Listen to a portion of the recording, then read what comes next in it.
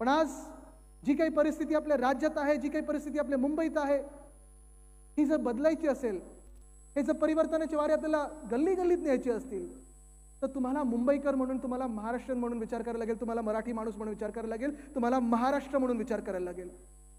आज विचार तुम्हाला सगळ्या जातीपाती धर्म सोडून महाराष्ट्राची ओळख काय, आज विचार तुम्हाला देशाची ओळख काय, हा विचार प्रत्येकाच्या जर मनात असला तर आपल्याला कोणी आपल्यामध्ये भांडणं लावू शकत नाही.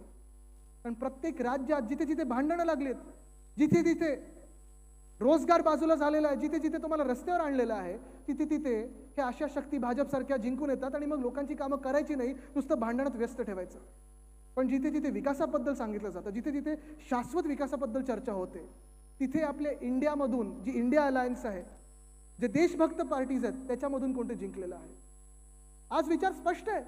आज तुम्हाला निवडायचं आहे. तुम्हाला संविधान जे डॉक्टर बाबासाहेब आंबेडकरांनी दिलंय ते पाहिजे की हे लिहितील ते संविधान पाहिजे. तुम्ही ओळखा आणि तुम्ही निवडा काय पाहिजे तुम्हाला. कुठचं संविधान पाहिजे तुम्हाला? नाही तुम्ही नक्की सांगा, ऐकून आलं मला. पाहिजे ना? मग आपल्याला महाविकास आघाडी सरकारला आणि महाविकास आघाडीला पुन्हा एकदा जिंकवायला लागेल. देशात परिवर्तन आणायला लागेल.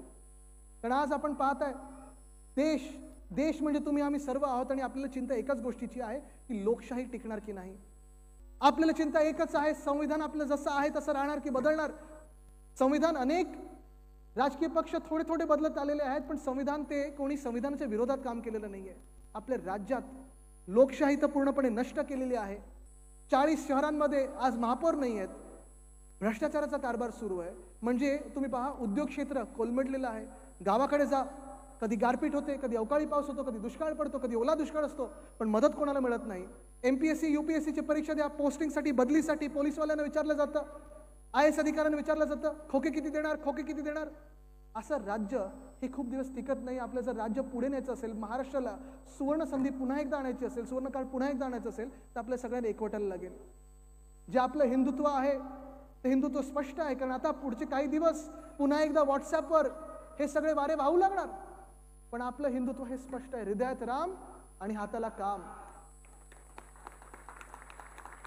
हे हिंदुत्व आपल्याला पुढे घेऊन जायचं. आपलं हिंदुत्व म्हणजे राष्ट्रीयत्व आहे आणि हे राष्ट्रीयत्व जर आपल्याला टिकवायचं असेल, आपला पहिला धर्म हा आपला देश असायला पाहिजे. आणि देश जर वाचवायचा असेल तर आपल्या प्रत्येकाला आजपासून प्रचाराला लागेल.